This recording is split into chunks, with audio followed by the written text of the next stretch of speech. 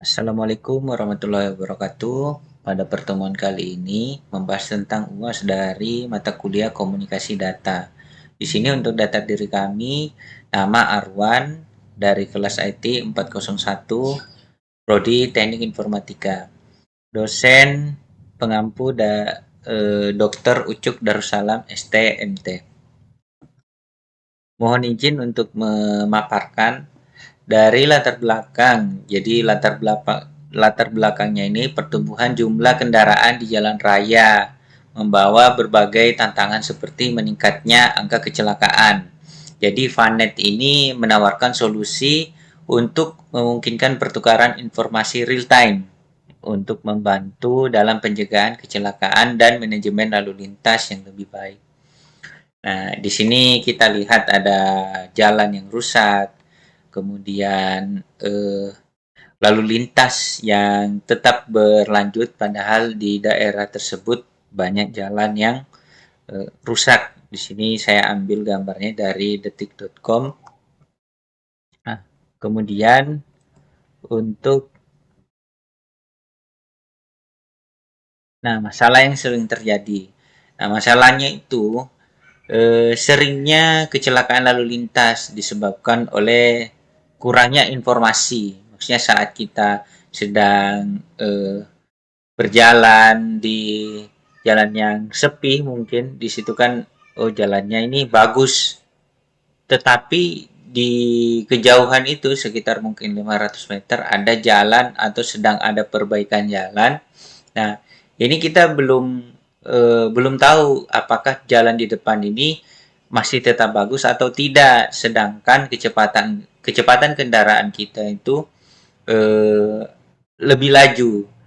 Kalau kita misalkan cepat eh, refleks atau menanggapi kejadian tersebut, ya itu bisa diminimalisir kecelakaannya. Tetapi jika tidak, bisa saja eh, terjadi kecelakaan karena kecepatan tadi dan tidak ada informasi mengenai jalan yang di depan. Karena mungkin kemarin bagus, ternyata ada eh, beberapa jam yang lalu mungkin ada di sana longsoran atau berbagai macam hal yang mengakibatkan jalannya itu tidak bagus aksesnya. Disitulah rawan terjadi kecelakaan karena tidak ada informasi update yang bisa diterima oleh para pengguna jalan yang sedang mengarah ke area tersebut.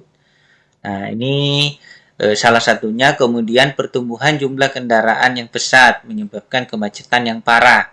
Nah, terutama di area perkotaan yang mengakibatkan pemborosan waktu dan bahan bakar. Jadi, misalkan di perkotaan itu banyak jalan, misalkan ke kota A, ternyata jalannya itu bisa diakses melalui banyak tempat. Jadi kalau misalkan di area sini seandainya si Vanet ini sudah diaplikasikan, di area ini ternyata macet, diberikanlah akses melalui area yang lain yang lebih tidak terganggu atau tidak padat kendaraan. Nah, untuk tujuan penerapannya tadi yang mengurangi angka kecelakaan, terus kondisi jalan, potensi bahaya, dan perilaku pengemudi. Jadi dari Vanet itu nanti infrastrukturnya kita akan membahas juga. Itu dia memakai AI atau machine learning. Jadi perilaku-perilaku para pengendara ini itu nanti diberitahukan dalam sistemnya dan nanti itu akan dijadikan suatu pola, dan pola itu yang akan menjadi dokumentasi yang akan di-share ke beberapa node yang ada. Nah, untuk mengoptimalkan aliran lalu lintas, nah salah satunya tadi pola yang ada itu mungkin jam 8 atau sampai jam 9 itu biasanya di daerah sini padat karena orang-orang kantor itu akan menuju ke kantor mereka. Jadi, orang yang ingin melalui area tersebut akan diberikan jalur lain yang lebih tidak padat. yang lebih senggang atau kurang pengguna jalannya. Nah, itu salah satu tujuan penerapannya. Nah, ini untuk metode atau teknologi yang diadopsi. Nah, di sini memakai triple I 802.11p yang biasanya 802.11 itu kalau di wireless kan ada A, ada B, ada AC, ada G dan N. Nah, di sini dia memakai P atau disingkat dengan WAV, Wireless Access in Vehicular Environments. Nah, di sini maksudnya digunakan untuk khusus modul ini dipakai untuk komunikasi antara kendaraan, baik itu kendaraan dengan kendaraan atau kendaraan dengan infrastruktur atau V2E, vehicle to infrastructure atau V2V, vehicle to vehicle.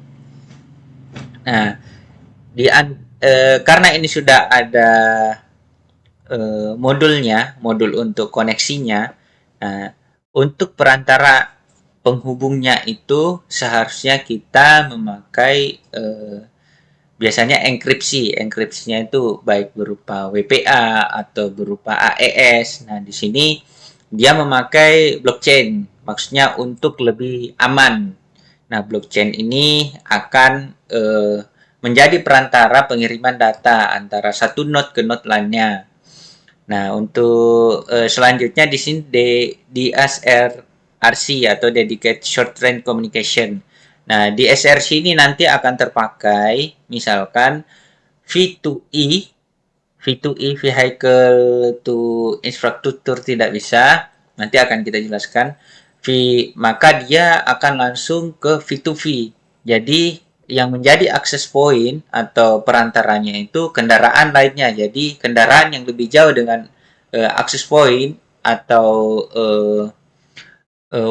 wireless pemancarnya atau tower itu tidak perlu jauh ke sana untuk koneksinya. Dia hanya mengambil koneksi melalui kendaraan yang di dekatnya. Kemudian EODV ini maksudnya ad hoc on demand distance vector. Jadi sama seperti di SRC. Jadi ini salah satu turunannya. Jadi antara misalkan di situ ada 4 kendaraan nanti, anggaplah seperti ini. Ini masing-masing membuat topologi. Jadi di sini topologinya mereka terhubung satu sama lain dan membentuk topologi. Entah topologinya itu nanti mesh atau ring. Jadi ad hoc di sini nih masing-masing bisa langsung terkoneksi tanpa memerlukan wireless access point. Jadi bisa langsung terkoneksi antara node yang lain dengan node yang lain. Kemudian di sini ada DSR. DSR ini teknologi juga untuk dynamic source routing. Jadi routingnya itu dinamis.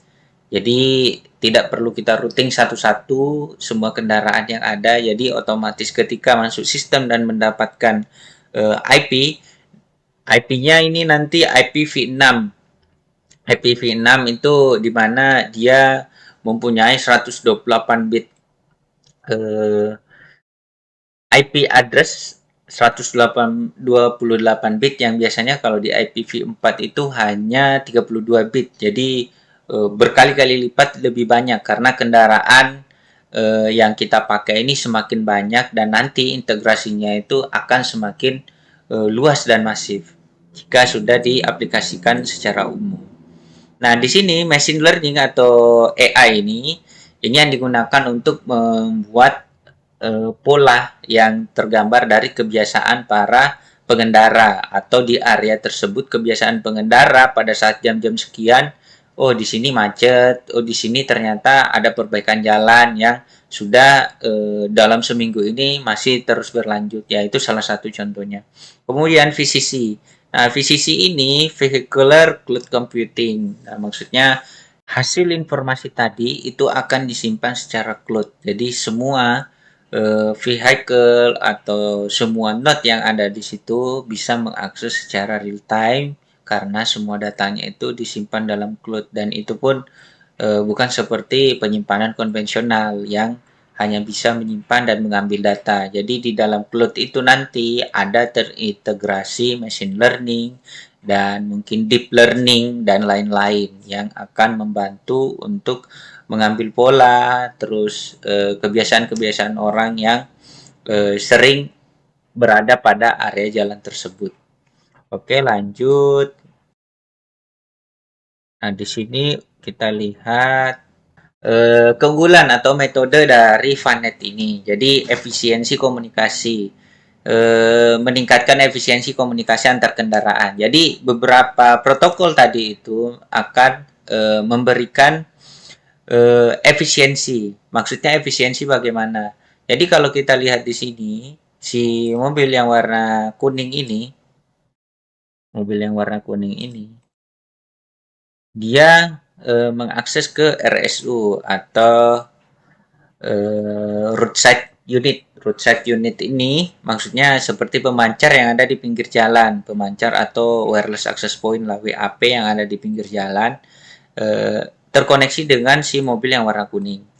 Nah, mobil yang warna merah jika nanti dia jauh dari RSU yang saya tandain merah, dia hanya bisa juga tanpa langsung ke RSU, bisa ke mobil kuning yang kuning ini saja. Jadi tidak perlu. Jadi efisiensi komunikasinya maksudnya tidak perlu langsung ke WAP, tapi melalui mobil yang warna kuning ini juga bisa mengakses jaringan yang ada. Nah, di sini ada istilah-istilah yaitu servernya yang kita sudah bahas tadi yang melalui cloud, kemudian HS atau hotspot.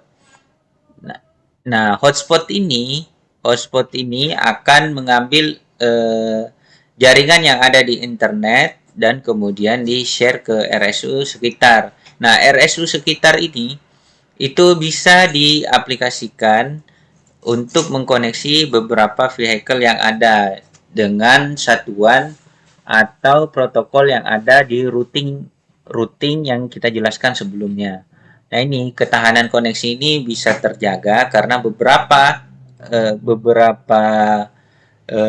kendaraan ini memiliki kemampuan untuk men-share atau memiliki hubungan antara vehicle lain atau secara ad hoc tadi.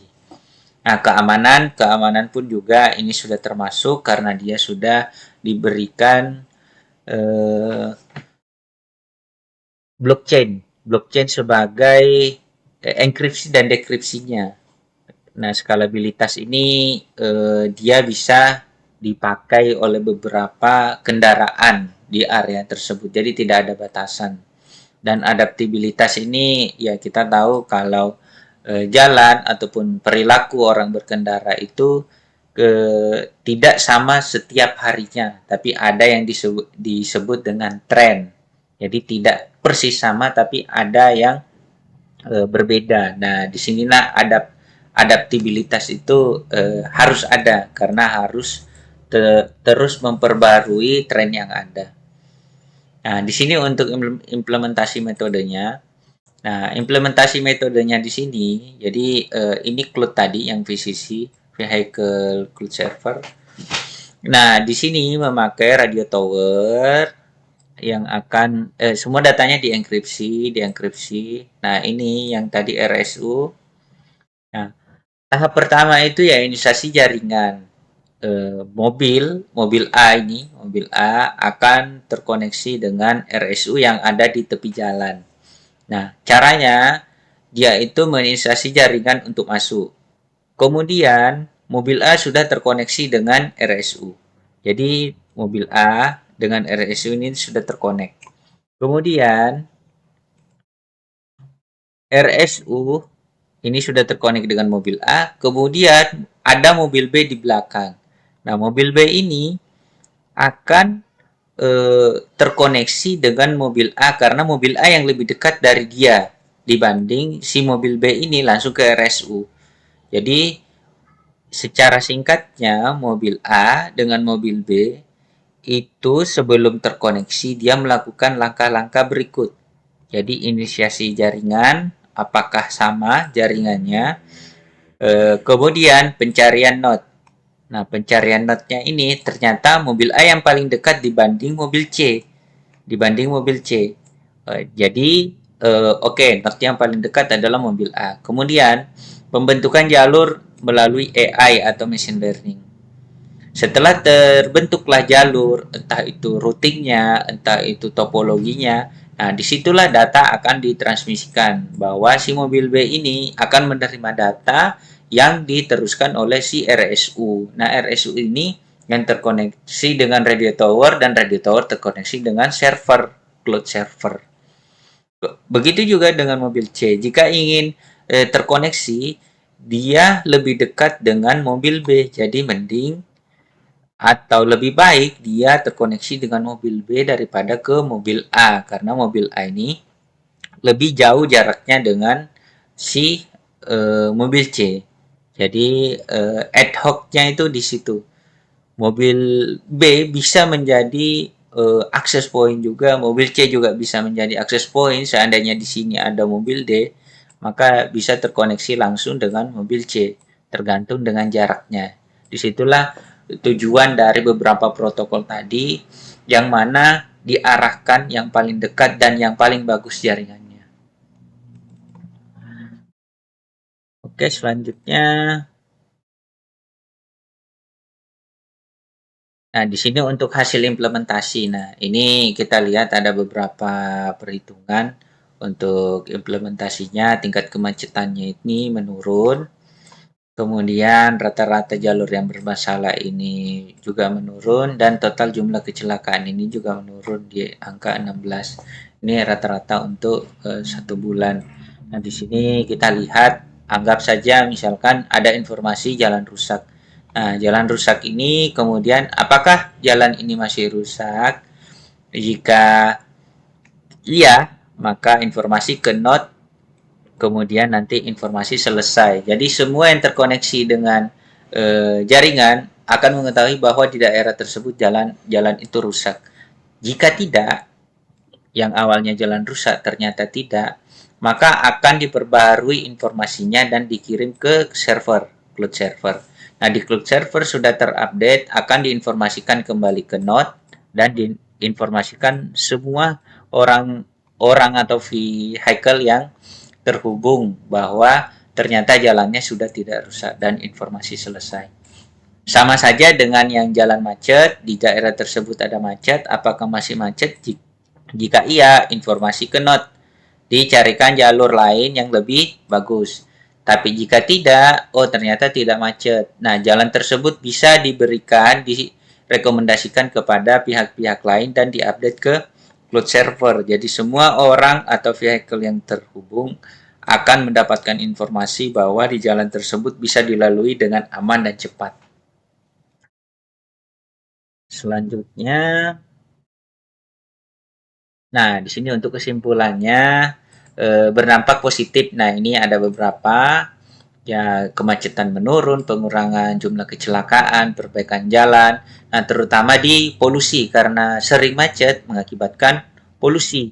Nah, polusi ini nanti yang akan mengefisiensikan energi ini karena polusinya itu kurang. Jadi mobil yang antri panjang itu sudah tidak ada. Dan yang menjadi garis bawah adalah kendala yang perlu dibenahi yaitu ini. Nah, biaya pembangunan infrastruktur. Nah, ini harus dialokasikan dana khusus. Kemungkinan untuk percobaan seperti smart city itu bisa dilakukan untuk teknologi ini dan manufaktur kendaraan yang terbarukan. Jadi para kendaraan baru yang kita pakai itu harus mengadopsi teknologi ini. Dan SDM yang kompeten dalam menjalankan VANET. Nah, terutama para SDM yang akan terlibat di dalamnya itu harus di-upgrade tentang knowledge dan pengetahuan-pengetahuan kita.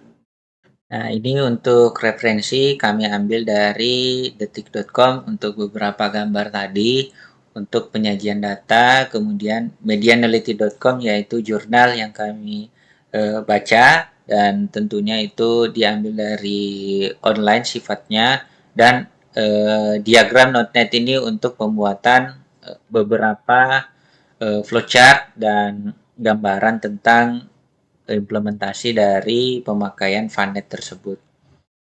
Baik, terima kasih untuk waktunya.